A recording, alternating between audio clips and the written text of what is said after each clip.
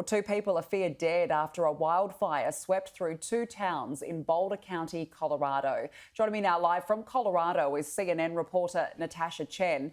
Natasha, thank you for joining us. Authorities have just given an update. What's the latest?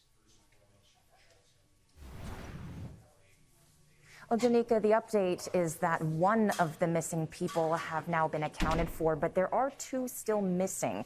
And so, of course, authorities are looking for them actively at this time. They did say it may unfortunately be a recovery effort at this point. They're also still investigating the cause and origin of the fire. We don't have a lot of information about that just yet, but in less than 2 hours, we are going to get an update from the sheriff, perhaps with more details on that. We did hear a lot from state and federal officials in this last update, just talking about the resources available, because so many people have really lost everything they own, their homes, of course, and all material possessions. And this is a state that has a very tight housing market, so there is concern in the long run about where these displaced people are going to go, Danica. And when do the recovery efforts begin?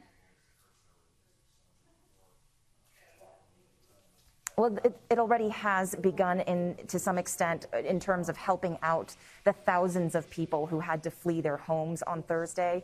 Resources are being provided for them in the short term about where they can stay, places they can go to for support financially and for perhaps counseling support as well. This is very traumatic. And in the long run, there will be state and federal resources available to recover, to rebuild, because we're talking about nearly 1,000 homes completely destroyed, Danica.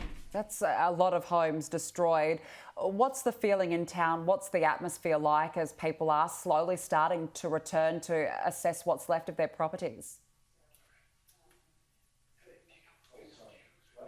Some of the people that we've talked to have been able to see whether their homes are still standing, but a lot of these subdivisions are actually still closed.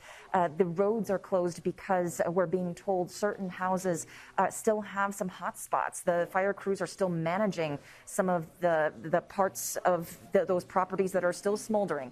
Now, there has been a lot of snowfall in the last couple of days after this fire, so we're talking about a lot of destruction covered in about 8 inches of snow now, which of course has helped with the quenching the flames, but also makes cleanup a bit more difficult. A long road ahead. Natasha Chen, CNN reporter live in Colorado. Thank you.